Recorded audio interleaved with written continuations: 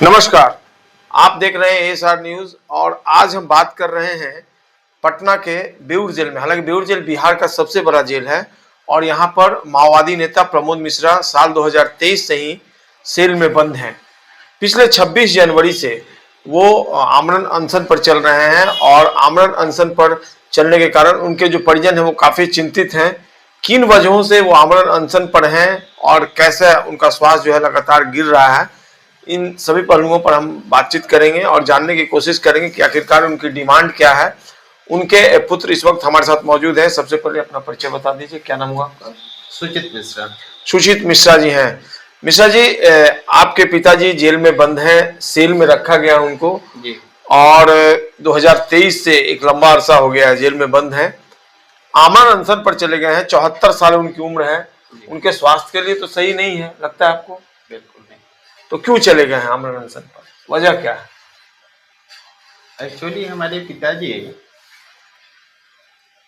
प्रमुख 3 डिमांड को लेकर के अनशन पे हैं, जिसमें पहला डिमांड है कि बंदियों का जीवन और स्वतंत्रता का अधिकार जो हमको जेल मैनुअल से प्राप्त होता है, उस मैनुअल के तहत जेल में सारे बंदियों को उसका समुचित व्यवस्था मिलना चाहिए, जो नहीं मिल पा रहा है। इतने बड़े आदर्श केंद्रीय कारा में भी बंदियों को नहीं मिल पा रहा है, ये उनका एक डिमांड है। दूसरा है कि बंदियों को समुचित इलाज अंदर और बाहर ले जाकर के कहीं भी जब बीमार पड़ने पर उनको इलाज करवाया जाना चाहिए, जो नहीं हो पा रहा है। अगला उन्होंने डिमांड रखा है कि बंदी जो अपने परिजन से, वकील से या किसी पदाधिकारी से पत्राचार करना चाहते हैं, तो सरकारी खर्चे पे उनका पत्र भेजा जाना चाहिए।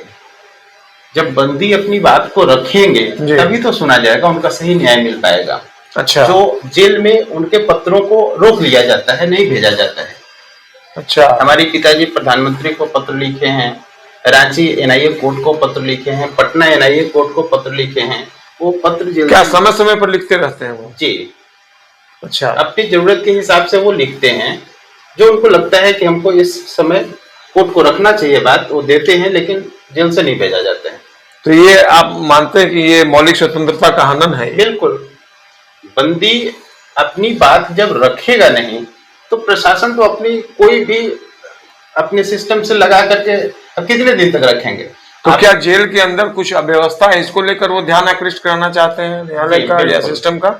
एक्चुअली जेल की कुव्यवस्था लेकर के जब भी आवाज उठाते हैं तो एक प्रशासनिक दफा लगा करके उनको दूसरी जेल में स्थानांतरित कर दिया जाता है। अच्छा, पटना जेल से भी दूसरी जगह भेज दिया जाता है? पिछली बार जब वो इस तरह से बात रखे थे तो उनको भागलपुर भेज दिया गया था। अच्छा, ट्रांसफर कर दिया गया? 1 साल के लिए भागलपुर ट्रांसफर कर दिया गया था। 74 साल आप उम्र बता रहे हैं, तो इस उम्र में भागलपुर भेज देना, स्वास्थ्य कारणों से भी तो वो तो बीमार रहते होंगे? नहीं, अभी तो स्वस्थ हैं जी, लेकिन उम्र है ना, 74 साल उम्र है। हमारे पिताजी सवाल ये भी उठाए थे, वो न्यायपालिका से डिमांड किए थे कि साहब आप इस उम्र में भी 20-25 बंदियों के साथ हम लोग माओवादी राजनीतिक बंदियों को हाथ में हथकड़ी लगा करके ले जाते हैं, ये कितना अच्छा लगता है। प्रमोद मिश्रा खुद को मानते हैं कि वो राजनीतिक बंदी हैं और ऐसे में उनके साथ इस तरह का जो व्यवहार किया जा रहा है वो सही नहीं है। तो आमरण अनशन पर चले गए तो आप लोग तो काफी चिंतित होंगे?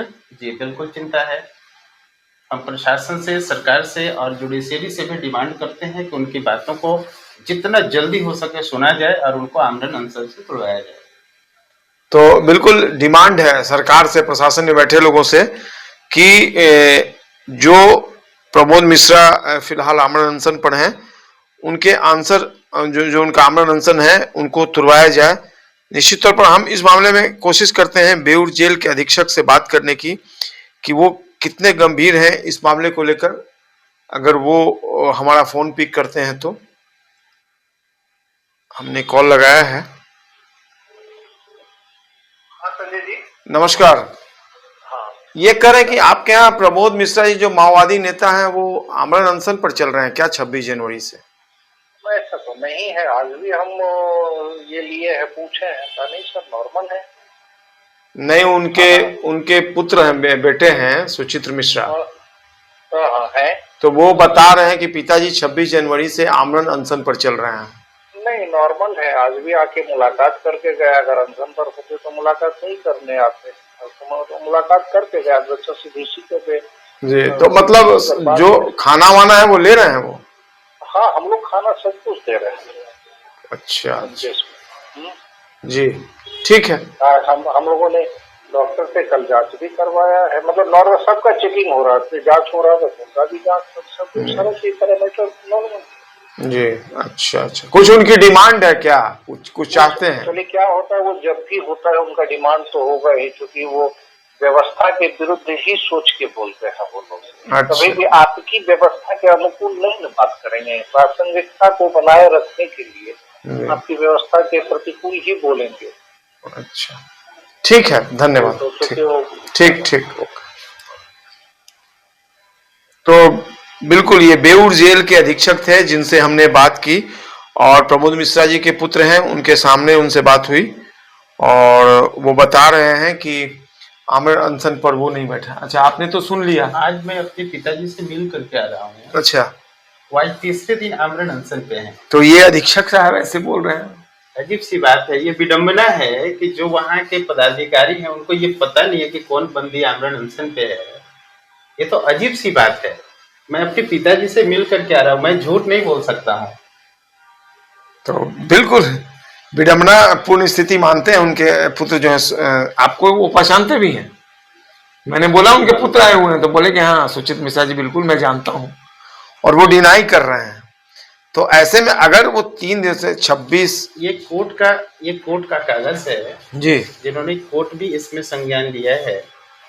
अच्छा, मतलब उनके आमरण अनशन पर जाने के बाद। जी बिल्कुल। अब देखिए, सुचित मिश्रा जी ये पेपर दिखा रहे हैं, इनका कहना कि इनके फादर जब आमरण अनशन पर गए हैं तो कोर्ट ने कॉग्निजेंस लिया है, संज्ञान लिया इस पूरे मामले में, लेकिन बेऊर जेल अधीक्षक कह रहे हैं कि वो बिल्कुल अनशन पर नहीं है। तो अब सवाल हो रहा है कि सच कौन बोल रहा है, सुचित्र मिश्रा जी बोल रहे हैं या बेऊर जेल के अधीक्षक सच बोल रहे हैं? लेकिन मामला तो न्यायालय में पहुंचा हुआ है, और न्यायालय के सामने पिताजी ने न्यायालय को कोई पत्र भेजा था, जी बिल्कुल, उस पर ये कॉग्निजेंस लिया गया है। तो कोई न्यायालय से झूठ कैसे बोल सकता है? ये बात तो समझ से परे है। अब चलिए, अब अधीक्षक साहब तो बता दिए, आप क्या चाहते हैं अब ये बताइए? प्रशासन में बैठे, सरकार में बैठे लोगों से क्या चाहते हैं? कोर्ट का क्या आदेश हुआ इस मामले में? मेरा सबसे हाथ जोड़ करके विनती है कि हमारे पिताजी वृद्ध हैं, उनकी जो डिमांड है वो निश्चित रूप से अपने लिए कोई डिमांड नहीं करते जी, जो, और अभी भी वो अपने खाना अलग से बना करके नहीं खाते हैं। उस तरह से जेल में जो बनाया जाता है आम सभी बंदियों को दिया जाता है, उसी खाना को खाते हैं ताकि जेल की वास्तविकता को वो समझ सके। लेकिन अभी तो वो भी नहीं खा रहे हैं ना, अभी तो आमरण अनशन पर अभी हैं। तो बिल्कुल आमरण अनशन पे है। तो जो व्यवस्था जेल मैनुअल के तहत दिया गया बंदियों को वो भी नहीं मिल रहा है। इसके लिए इनका डिमांड है कि इसको जांच कराइए और इसको बंदियों को दीजिए। और बिल्कुल जेल आईजी को शायद लिखा गया है न्यायालय की तरफ से इस पूरे मामले में, और चूंकि उनके क्षेत्राधिकार का ये मामला, और जेल आईजी को ह्यूमनिटी ग्राउंड पर लिखा गया, देखना होगा जेल आईजी इस पूरे मामले को कितनी गंभीरता से लेते हैं। लेकिन चलिए, एक सबसे बड़ी बात यही है कि उनके पुत्र एएसआर ऑफिस में आए और ये लगातार अपनी बात कह रहे हैं कि उनके फादर जो है वो आमरण अनशन पर हैं।